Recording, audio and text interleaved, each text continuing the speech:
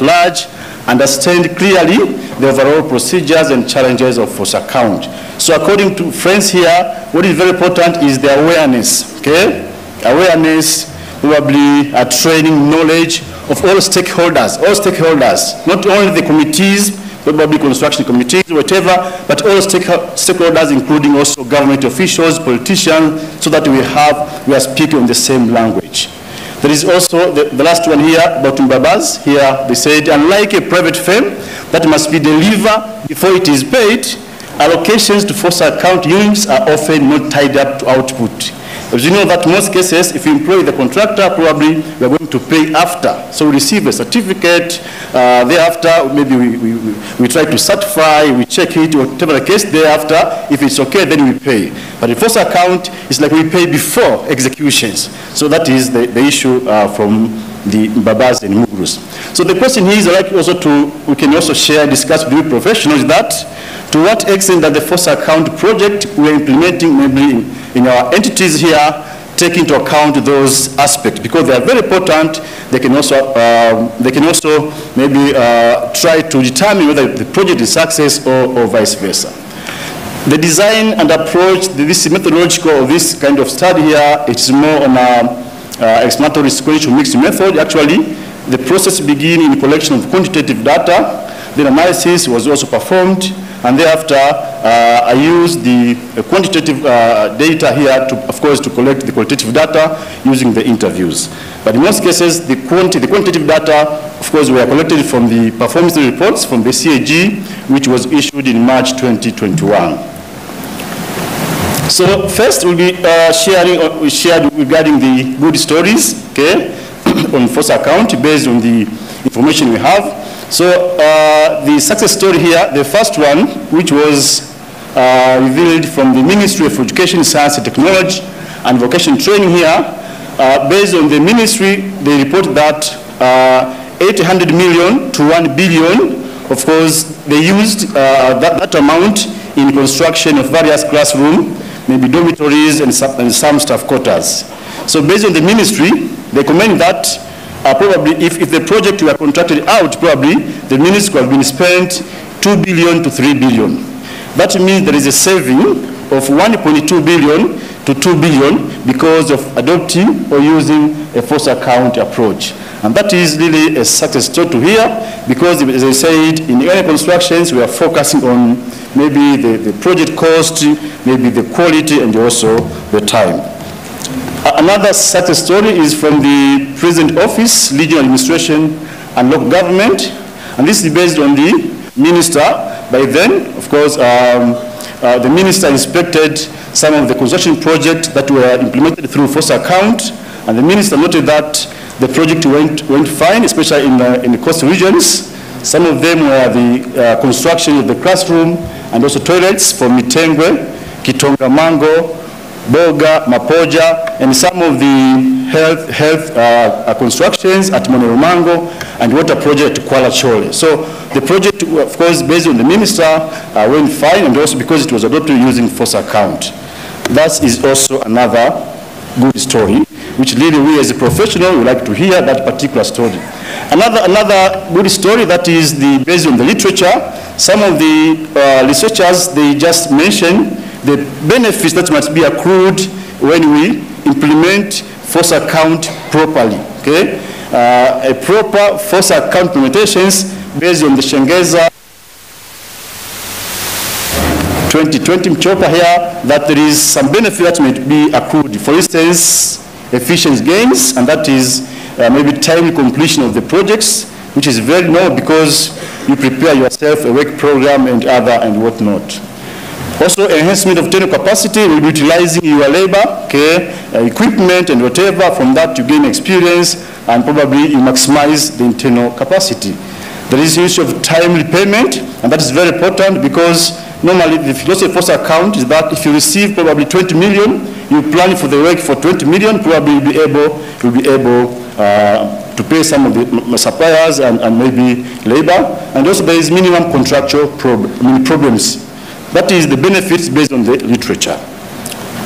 Then let's also share with some of the shortcomings that was revealed from this start. The first one, which is general shortcomings, it is inadequate planning and designing of the project. You see, most of the projects that were, of course, adopted in that particular study, is that the design was not given much attention. And in most cases, some of the first account project really is like we try to adopt a design without modifying. And when you take into implementations, then you find some kind of difficulty. Or sometimes here, you prepare so-called partial design or incomplete design. At the end of the day here, then there is possibility of having variations, maybe failure to complete the project on time, and so forth and so on. And sometimes also some of the projects they started without even having feasibility study. I noted one of the interview said that topographical survey, for instance, or geotechnical investigations was seen as a burden because it increased some cost. So they just escaped some of the critical elements in construction management. Of course, another one here, it is inappropriate adhering a procedure regarding procurement of maybe materials. You know that first account is an approach, and it leads to various procurement methods. Maybe shopping method, maybe direct from manufacturer or dealer, or maybe community participation and any other method. So probably because of incompetence, and probably especially for the lower LGA, whereby maybe you find we are constructing a school or maybe classroom there, then the member of the committee, the teachers and whatever, probably they're not trained in procurement, so there is some kind of mess up in the procedures for procuring the items. And there is also inadequate contract supervision, and this is more, remember here, this start, actually it is, we have found that there is a link between the project supervision and the project success, okay? Thereafter, there are some issues that was reviewed. For instance, here we say there is payments regarding to undelivered goods, and some of the costs of labor, really, they differ from one project to another. You find that maybe you hire probably a local fundi, maybe for doing plaster, for instance, but at the end of the day, the price for in the same locations differ, right? And there is also inadequate quality control, and this was more confined to the maybe failure to request a building permit. So we started a project without having a permit, which you know that is very important. And there is some project which will reveal that there is failure to test the material, okay, inspections and extent of goods was not properly conducted. All these challenges also affect the overall performance of the project. Okay, some of the project really, of course, they're starting, of course, the shortfall not only from the, maybe you just find some of the project, they really try to show maybe the sign that there is some weaknesses in the implementations. And one of the critical issues, it was the lack of checks and balance. You know, construction philosophy requires two roles to be differentiated: designing role and also construction role. So we want someone who has design, probably we want another one to take note on the supervision. So since user department, probably they prepare maybe a design, but also they take care on the supervision. So that particular is also a challenge.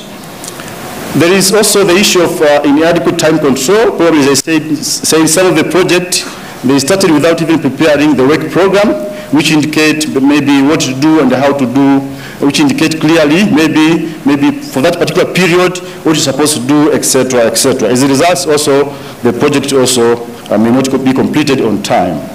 There is also the issue of qualified personnel to execute and supervise the works. That's also one of the challenges revealed in this start, and probably civil technicians, civil engineers, some of the entities probably they're lacking those kind of people which are very important in supervising. Remember here we said, according to the law, that we use the internal capacity in terms of laborers, or if you don't have, we collaborate with a private or public entity. There is a lack of appropriate equipment and tools. Okay, for instance here, the study noted that most of the projects were ranged from almost 152 million up to 2.8 billion. Just take an example, if we contract out maybe the same project which costs 900 million, according to the CRB here, the contractor has supposed to be possessed the following equipments. Maybe 2 concrete mixer, 2 concrete vibrators, 1 block making machines, 1 light duty vehicle, we have 1 water pumps, we have also 1 plate compactors, various tools, and also 1 supervision vehicle. So if you maybe try to contract out, probably for that kind of project, which costs 900 million, for this start, we find the contractor in class 5. So we expect the same modality to be applied when we want to contract in. So that is also another challenge. Then we have also a record keeping regarding cost, especially for overhead that was revealed in that particular start.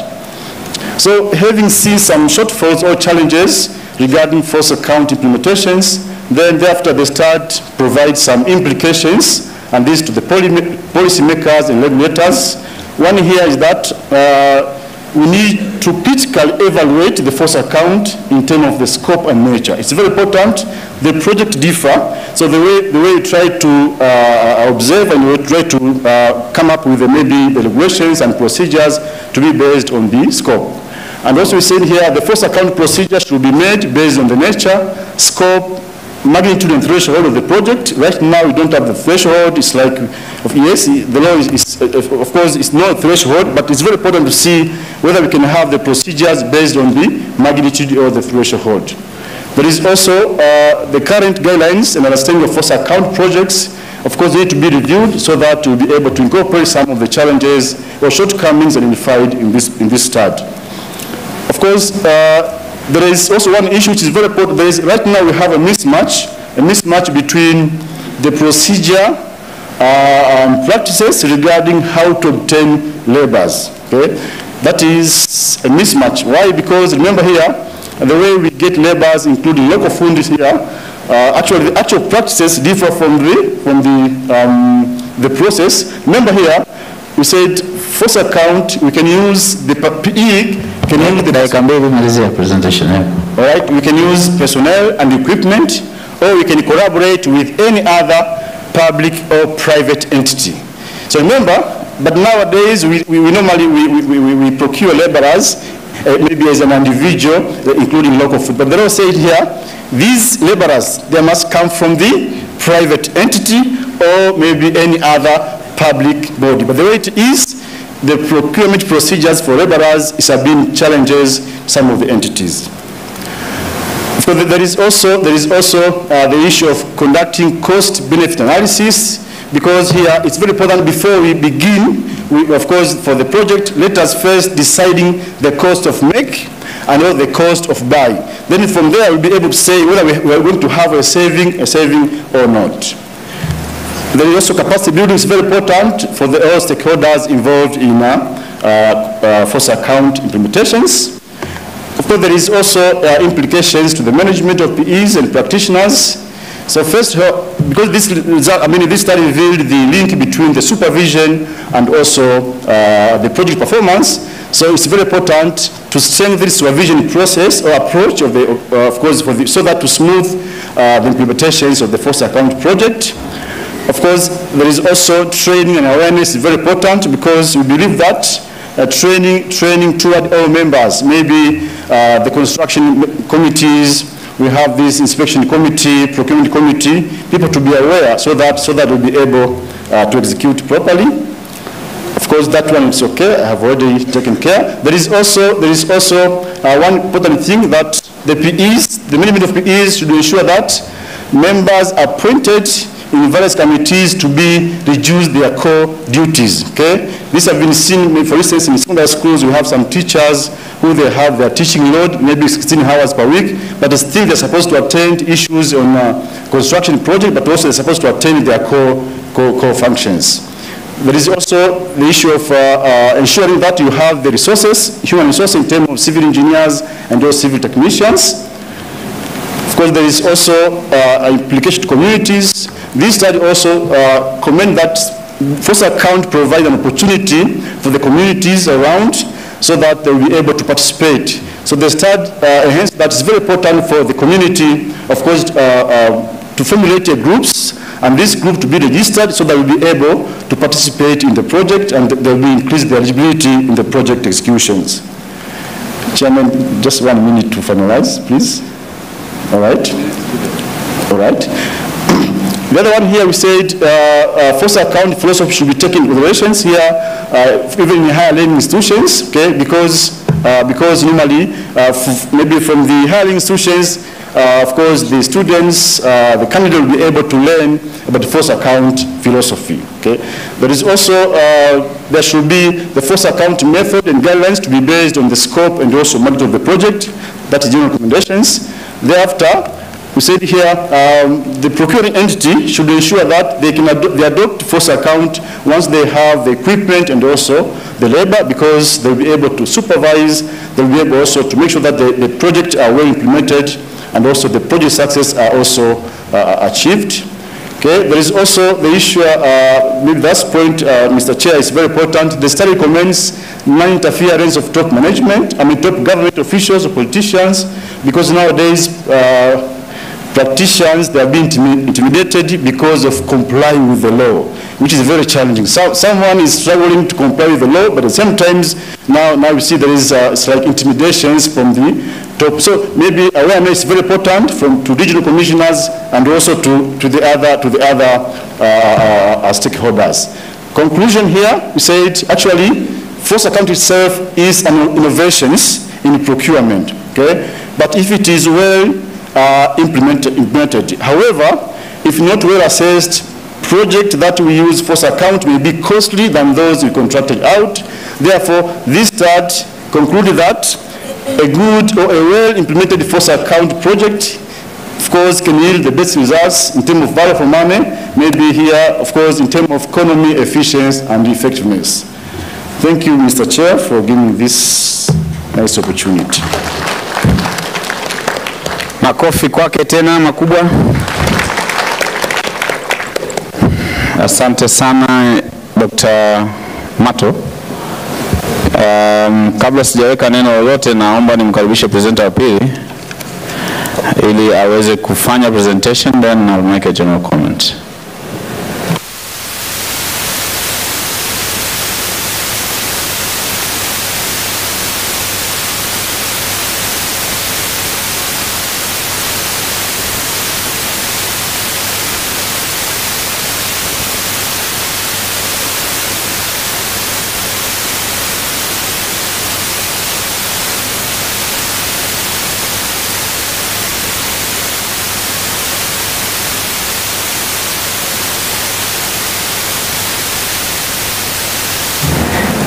Naitwa Waziri Kipacha, natoka Sekretarieti ya Maadili ya Viongozi wa Umma. Awali ya yote naomba ni shukuru PSPTB kwa niaba ya Kamishna wa Maadili kwa kutupa fursa hii ya kuja kushiriki kutoa mada katika kongamano hili. PSPTB ni wadau wetu kwenye masuala mazima ya kusimamia na kukuza maadili. Nitawasilisha mada kuhusu maadili katika sekta ya umma, na mada yangu itagawanyika katika maeneo yafuatayo. Kutakuwa na utangulizi, umuhimu wa maadili katika ununuzi wa umma,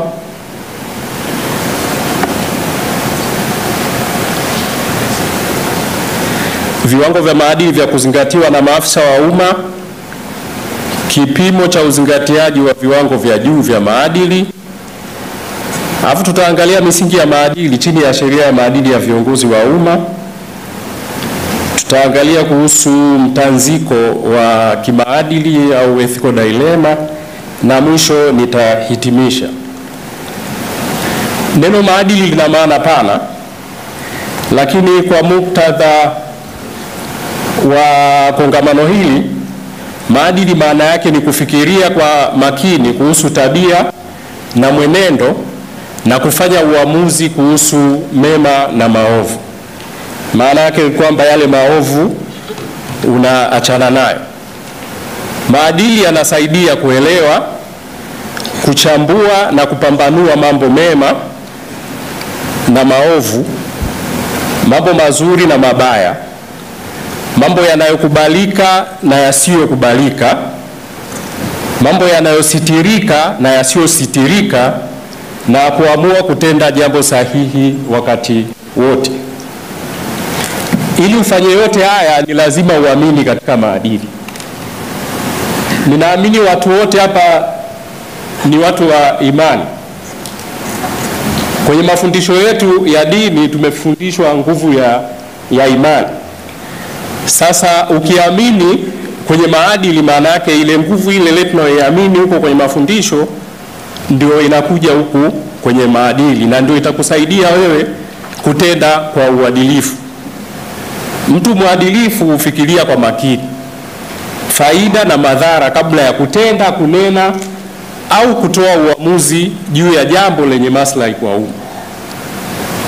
Jaribuni kufikiria, mtumishi ameamua kuiba, atakamatwa, atafungwa, na akifungwa anapoteza ajira.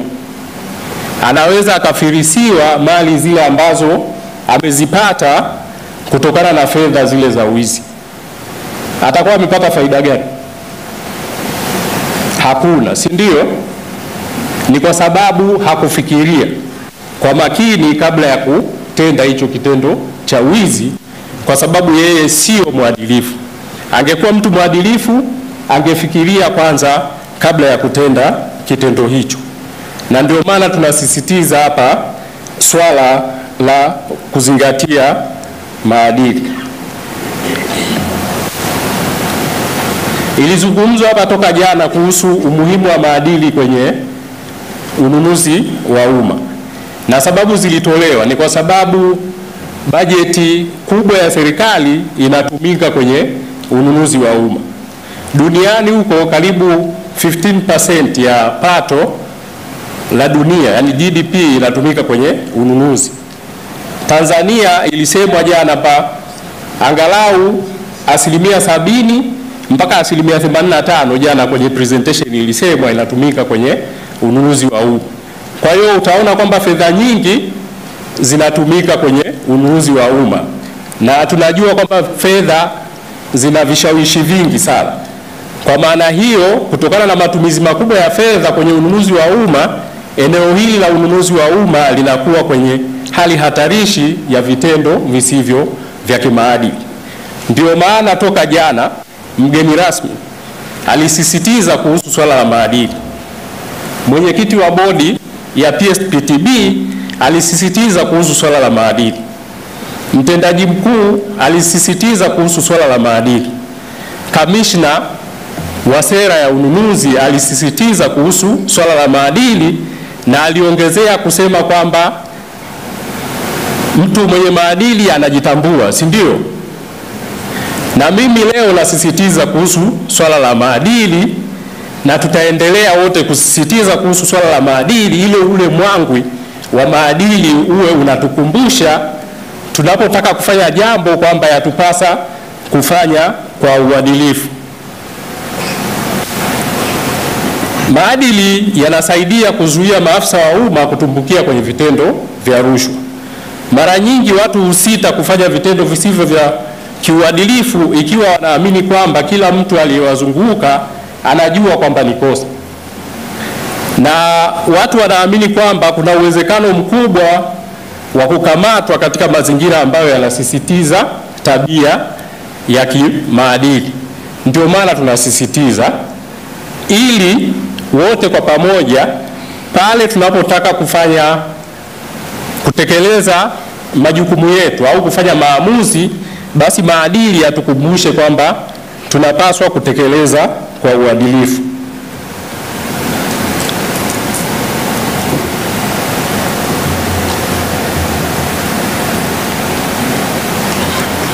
Hivyo kuna misingi ya maadili ya kufuata. Wakati mwingine wanaita ni viwango vya maadili, na vina viambata vyake ambavyo mtu akitekeleza kwa ukamilifu wake, basi tunasema huyu mtu ni mwadilifu. Msingi wa kwanza ni uadilifu, ambao una maana ya dhamira ya ndani ya mtu ambayo inamuongoza kutenda kilicho sahihi wakati wote, mahali popote, kwa uaminifu na ukamilifu. Maadili hayachagui muda wala saa, hayachagui mahali, iwe usiku iwe mchana, uwe ofisini uwe nyumbani. Ukienda baa unatakiwa kutenda kwa uadilifu. Ukiwa baa kule, unapoamua kunywa kinywaji chenye kilevi ndani yake, na bahati nzuri kuna makampuni mengine wameweka kauli mbiu za kimaadili. Ukiwa na kunywa bia wanasema kunywa kistaarabu. Sasa mimi sio mnywaji wa kilevi, lakini kuna terminology nimewahi kuzisikia kwa wale wanaokunywa. Wanasema kuna watu wengine wana vichwa vya panzi, kwamba akinywa bia moja analewa. Sasa kwa hiyo lazima ujue wewe uwezo wako wa kunywa kile kiasi ambacho hakitakufanya ukiuke maadili. Uadilifu ndio njia muhimu ya kulinda heshima na imani ya wananchi kwa maafisa na taasisi za umma. Ilisemwa hapa kwenye presentation iliyopita wakati wanazungumzia umuhimu wa sekta hii ya ununuzi, kwamba tabia na mienendo yenu katika kutekeleza majukumu yenu ndio zitafanya muheshimiwe na muaminiwe. Mtu ambaye sio mwadilifu hawezi kuheshimiwa, atadharauliwa, na mtu ambaye sio mwadilifu wananchi hawawezi kumwamini.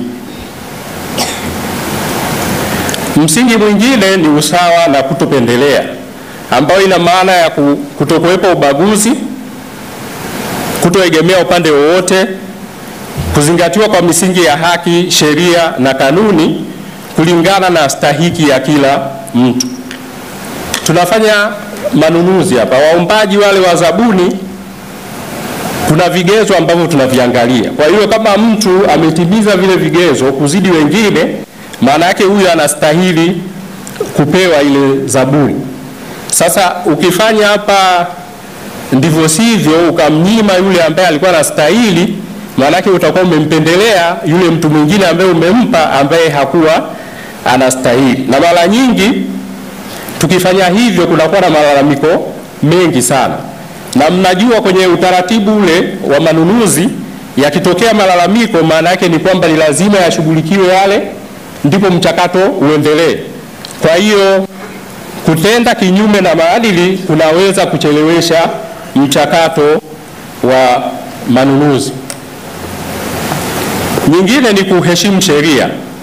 Imesemwa sana kwenye presentation zilizopita. Ina maana utekelezaji na maamuzi yetu ni lazima yazingatie matakwa ya sheria. Tuna sheria ya manunuzi na kanuni zake, lazima tuzizingatie kwenye kufanya manunuzi. Lakini ili tuweze kuzingatia ni lazima tuwe na ufahamu, uelewa wa sheria yenyewe ya manunuzi pamoja na kanuni zake, ndio zitatusaidia kuweza kuzingatia vizuri. Lakini hata pale tunapoona kwamba kuna ukiukwaji au uvunjaji wa sheria na kanuni, tunatakiwa kutoa taarifa. Usipotoa taarifa, na wewe unakuwa sehemu ya ukiukaji ule umefanyika. Lakini kuna swala la zawadi. Maafisa wa umma hawapaswi kupokea zawadi au fadhila kutoka kwa mtu yeyote ambayo inaweza kuathiri uadilifu wao au utekelezaji wa majukumu yao au maamuzi wanayotoa. Sasa kwa wale maafisa wa ununuzi ambao ni viongozi wa umma, kwa mujibu wa sheria ya maadili ya viongozi wa umma, kwenye sheria kule kuna kiwango cha zawadi ambacho kinaruhusiwa kupokelewa. Ni zawadi isiyozidi shilingi 200,000. Ukipokea zawadi yenye kiwango zaidi ya hicho, unatakiwa kutolea tamko kwa afisa masuhuli wako na kuikabidhi zawadi hiyo kwa afisa masuhuli, na yeye atatoa maelekezo ya jinsi ya kuitumia zawadi hiyo kwa maandishi. Na unatakiwa ukamilishe huo utaratibu wote ndani ya siku 7. Huo umeshakamilisha huo utaratibu. Sasa kwa watumishi wengine ambao sio viongozi wa umma kwa mujibu wa sheria, wao wanaruhusiwa kupokea zawadi ndogo ndogo, na zimetajwa: kalamu, kalenda na diary. Ukipokea zawadi nje ya hizo, unatakiwa kuitolea taarifa kwa msimamizi wako na kuikabidhi zawadi hiyo, na itaingizwa kwenye register na utapewa stakabadhi. Kwa hiyo huo ndio utaratibu wa zawadi. Swala la uwazi kwenye ununuzi wa umma ni muhimu sana na linazuia malalamiko, lakini na kuzuia vitendo vya rushwa. Hili limezungumziwa nafikiri kwenye kila presentation iliyofanyika imezungumziwa. Lakini kuna swala la uwajibikaji. Ilizungumzwa hapa kwamba swala la maadili linaanzia hatua ya chini kabisa ya mchakato ule. Vile vile na kwa uwajibikaji, kuanzia kwenye hatua ya mwanzo, kila mtu lazima atimize wajibu wake kwa mujibu wa sheria. Na kwa upande wa wataalamu, tunatakiwa kutumia taaluma yetu katika kuhakikisha kwamba tunaongeza tija kwenye mchakato huo wa manunuzi. Sasa wakati mwingine ikitokea tatizo, ukimuuliza mtaalamu, anakuambia afisa masuhuli ndio kafanya uamuzi. Unamuuliza ulimshauri, anasema hapana, sikutoa ushauri. Lakini mchakato ukianza huku, mwisho wa siku PMU ndo anawasilisha kwa afisa masuhuli, si ndio? Na sheria inasema ni lazima wakague kabla hawajapeleka kule kuona kama taratibu zote zimekwenda sawa. Sasa kama ulimpelekea afisa masuhuli na ulitakiwa kuhakikisha kwamba taratibu ziko sawa ndio upeleke, na kwa sababu wewe ni mtaalamu, afisa masuhuli akakuamini akaamua kupitisha, maana yake mzigo huo unarudi kwako. Vijana wanasema zigo linarudi kwako hilo. Afisa masuhuli ataingia kwenye liability kama wewe ulimshauri akasema kwamba fanya tofauti. Kwa hiyo mzigo utakuwa umehamia kwake. Kwa hiyo wataalamu wa manunuzi wana wajibu mkubwa kwenye mchakato wa manunuzi. Nyingine ni uaminifu na ukweli. Fedha nyingi inakwenda kwenye manunuzi, kwa hiyo lazima wataalamu wawe waaminifu kwenye kuhakikisha kwamba ule mchakato unakwenda vizuri, na wanapotakiwa kutoa taarifa sahihi, basi wanatakiwa kutoa taarifa sahihi. Imezungumzwa hapa, kama unaona kwamba mchakato huu haukuenda sawa sawa, ni lazima useme ukweli kwamba mchakato huu hauko sawa sawa. Lakini kuna swala la matumizi ya taarifa. Tunafahamu kwamba kwenye mchakato unatakiwa uwe wazi, lakini kuna baadhi ya hatua ambazo kunatakiwa kuwe na usiri. Kwa mfano kwenye evaluation inatakiwa iwe asiri mpaka iende kwenye tender board, mpaka iende kwa afisa masuhuli afanye communication, ndio hapo inaweza ikawa wazi. Kwa hiyo kwenye hatua zile ambazo usiri unahitajika, ni vizuri kutunza siri. Lakini tunatakiwa kuzuia mgongano wa maslahi kwenye mchakato ule wa manunuzi. Mgongano unatokea pale ambapo afisa wa umma ana maslahi binafsi ambayo presenter pepa yako I scroll, okay? Na una dakika 5. So jitahidi kwenda haraka kidogo. Ambao unaweza kuathiri utekelezaji wa majukumu yake. Na hata hisia kwenye mgongano wa maslahi na yenyewe ni mgongano wa maslahi. Kwa hiyo lazima tuwe makini. Njia za kuzuia za jumla ni kutoa tamko la maslahi na kujiondoa kutekeleza au kufanya uamuzi kwenye jambo ambalo tuna maslahi nao, na kuachia au kujitenga na maslahi. Kama una mali au hisa zinasababisha mgongano wa maslahi, unatakiwa uziuze. Kama una position huko kwenye kampuni, imeingia mkataba na taasisi yako, unatakiwa kuachia hiyo nafasi.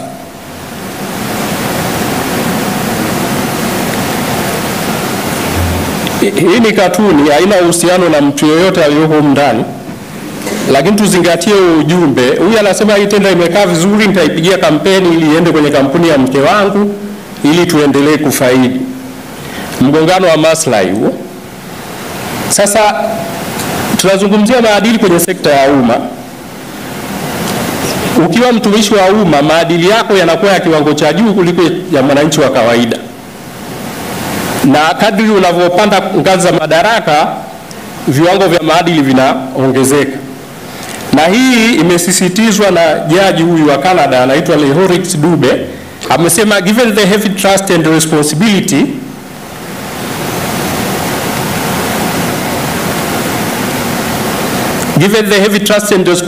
taken on by the holding of public office, it is appropriate that the government officials are correspondingly held to a code of conduct which for an ordinary person would be quite severe.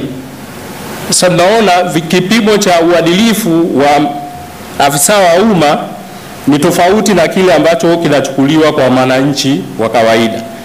Na tunapimaje uadilifu wa afisa wa umma? Ni kwa kuangalia uzingatiaji wa viwango vile vya maadili ambavyo baadhi nimevitaja, lakini uelewa wake kuhusu hivyo viwango vya maadili, kuwepo kwa taratibu za utoaji wa taarifa kuhusu ukiukaji wa maadili, lakini tunafanya pia perception survey.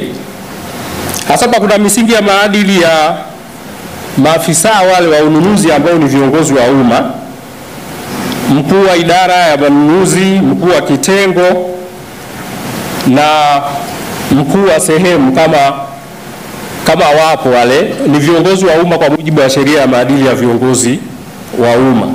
Sasa wana masharti yao ya ziada ukiacha hayo ambayo nimeyataja, na moja ni kuepuka mgongano wa maslahi. Nimeeleza baadhi ya mambo, lakini mengine hawatakiwi kuwa na maslahi binafsi isipokuwa yale yanayoruhusiwa na sheria au kanuni, lakini wanatakiwa kupanga mambo yao binafsi kwa namna ambayo itazuia mgongano wa maslahi. Hii nyingine ilisemwa kwenye presentation iliyopita, kuepuka kuingia mikataba na serikali au taasisi. Temba imekaribia. Wale viongozi wa umma wenzangu niliowataja, na wakumbusha kwamba tujaze yale matamko mapema ili tunapokwenda Christmas basi tuende tukasherehekee kwa amani tukiwa tumeshawasilisha yale matamko. Na sio kujaza tu, tunatakiwa kujaza kwa usahihi, lakini na kutoa taarifa ambazo ni za kweli. Sasa hauruhusiwi kufanya biashara na taasisi, lakini unaruhusiwa kufanya biashara na taasisi presenter na kuongezea dakika 2 taasisi nyingine ya serikali, lakini unatakiwa kutoa taarifa ya maslahi ulionayo kwenye mkataba huo mwingine kwenye taasisi nyingine ya serikali ambayo unafanya nayo biashara. Nizungumzie kuhusu mtanziko wa maadili.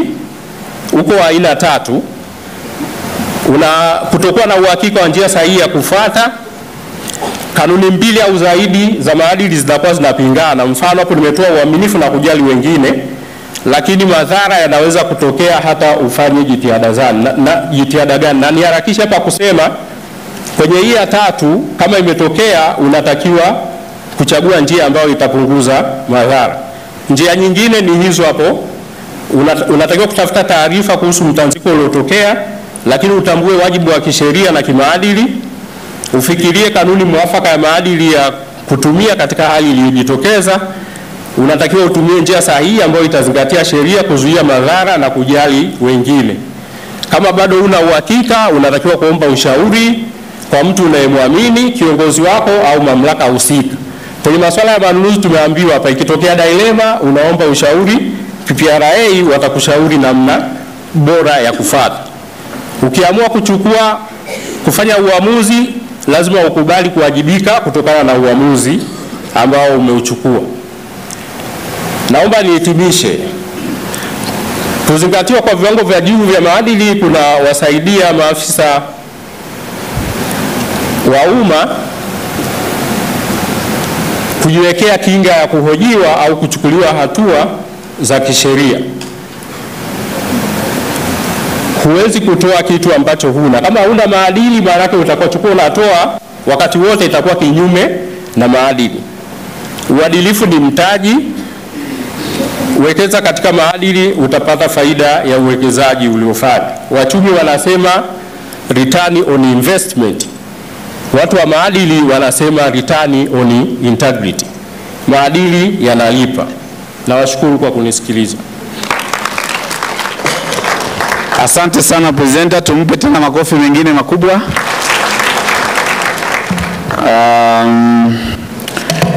Nadhani presentation zote mbili zimekuwa very informing and educative, na Dr. Mato yeye alizungumzia paper, alizungumzia force account, na force account haijawa mpya kwenye mkutano huu. Nadhani imekuwa ni agenda ya mikutano miwili mfululizo. Nadhani Dr. Mato yeye amejaribu kutuexpose zaidi kwenye literatures ambazo zina support force account, lakini pia Dr. Mato amezungumzia advantages ambazo yeye amezita ni documented advantages. Of course hizo ni documented advantages kwa sababu tafiti zilizofanyika ni chache katika nchi yetu zinazohusiana na advantages za force account. Kwa hiyo tunazita documented advantages, ni advantages ambazo zinatokea kwenye magazeti, kwenye matamko na kadhalika na kadhalika. Lakini pia amezungumzia shortcomings, matatizo mbalimbali, changamoto mbalimbali ambazo zinatokana na force account. Nilikuwa nataka ni insist kwenye point moja ambayo alizungumza Dr. Mato kwenye point ya matumizi ya force account katika muktadha wa kuwa na personnel na own resources. Personnel na own resources. Nadhani hapo alizungumza vizuri zaidi, akasema hilo ni eneo ambalo unatakiwa kujiridhisha kwamba una staff wa kutosha au una equipment za kutosha. Sasa ukienda kwenye collaboration, manake mnasaidiana, sio kwamba unakwenda ku outsource completely, yeye ndio anakuja kufanya kila kitu. Hiyo inahama kwenye force account, inapoteza maana force account, sababu hii ni provision ya carrying out your works from within. So that was very important point ambayo nilikuwa nataka to note. Lakini kwenye presentation ya pili inayohusu maadili, ndugu waziri Kipacha yeye amejikita zaidi kwenye procurement. Maadili yako kwenye maeneo mengi, lakini kwa kuwa mkutano huu ni wa watu wa ununuzi, basi amejikita zaidi huko. Na hivi vitu alikuwa anazungumza hapa, amezungumzia misingi ya maadili. Sisi pale kwenye sheria ya ununuzi wa umma inaitwa misingi ya public procurement. Kwa hiyo huku ukija huku unakuta inazungumzwa kama ni misingi ya maadili. Kwa hiyo sio vitu vipya, pia kwenye tasnia ya procurement tunafahamu hivi vitu vyote alivyovitaja hapa. Amezungumzia upendeleo na usawa, kutokupendelea na usawa, kuheshimu sheria, miongozo iliyowekwa, zawadi, lakini pia kuwa wakweli, lakini baadaye akaja kusimenti na conflict of interest, ambayo pia sio concept mpya kwenye public procurement. Kwa hiyo namshukuru sana ndugu wangu waziri kwa presentation yake nzuri sana. Sasa nilete kwenu kwenye floor kwa ajili ya discussion. Tutachukua maswali yasiyozidi 5 au comments zisizozidi 5, then tutaangalia kama muda utaruhusu tutaendelea. Na niwafahamishe kwamba presentation hizi zote zitakuwepo kwenye ile point ile. Mnafahamu walitaja hapa, inaitwa point fulani, summit point. Iko kwenye summit point. Kwa hiyo hata kama hujaweza kuipata vizuri sana na pengine utapata details zaidi, kwa sababu hizi presentation wana extract kutoka kwenye papers. Kwa hiyo utapata point details zaidi. Lakini mimi ningependa wakati tunajadili tuangalie baadhi ya issues, na pengine presenters watakapo wrap up presentation zao tunataka tusikie baadhi ya issues. Kwa mfano kwenye upande wa maadili tulikuwa tunataka kusikia hivi kiwango cha zawadi. Sisi tulikuwa tunadhani pengine hivi viwango vingeondolewa kabisa, ijulikane kwamba hakuna zawadi. kwa nini tumeamua kuweka kiwango cha 200,000 kwa viongozi? Baseline ni nini? Tunataka tusikie kidogo kutoka kwao. Lakini pia amezungumzia zawadi ndogo ndogo. Zawadi ndogo ndogo yakazitaja kama peni na kadhalika. Hizi zimetajwa kwenye sheria ya maadili au la? Na tunapimaje zawadi ndogo? How can we measure? Vitu ambavyo pengine wataalamu wa ununuzi wangependa kusikia.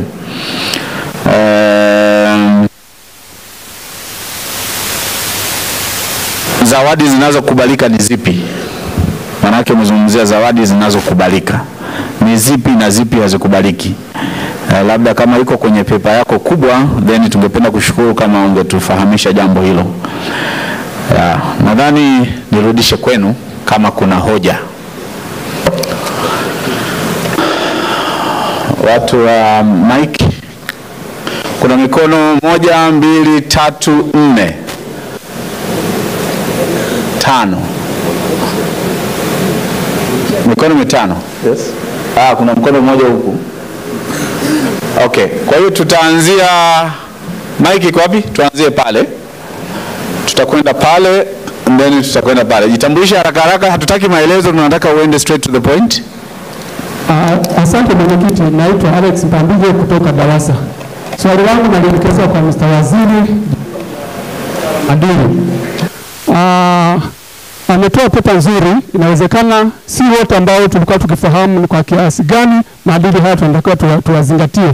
Lakini nataka kuuliza kwamba wanafanya juhudi gani kuhakikisha kwamba elimu hii inawafikia walio wengi ili waweze kufahamu kwamba wanapofanya maamuzi, wanafanya maamuzi wakiwa wanajua kwamba hili ni zuri na hili ni baya. Kwa sababu gani? Kwa sababu tulio hapa ni wachache, ambao wafika hapa ni wengi. Je, ni juhudi gani zinafanyika kuhakikisha kwamba elimu hii inawafikia walio wengi kujua swala la maadili? Asante mwenyekiti. Asante. Anayefuata pale.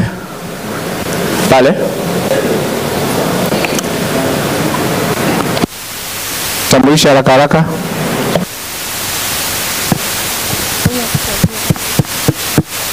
Saidie Mike ifanye kazi. Mayanzi Edward Kidana, Mamlaka ya Usimamizi wa Wanyamapori Tanzania TAWA. Swala la maadili linatokana na sheria au ni mazao ya zile kanuni. Upande wetu tunatekeleza sheria ya manunuzi.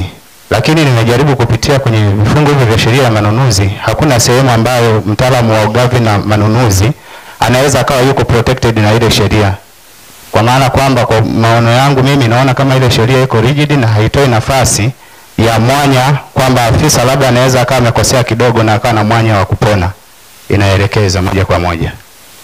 Kwa hiyo ushauri wangu ni kwamba labda hii platform ya wataalamu, kwa sababu inakusanya watu kutoka kwenye maeneo mbalimbali, ingekuwa inachukuliwa kama sehemu ya kutengeneza mabadiliko ya sheria, kwa sababu ushahidi upo, tuko chini ya Wizara ya Fedha na Wizara ya Fedha huwa inapeleka mabadiliko ya sheria karibia kila mwaka.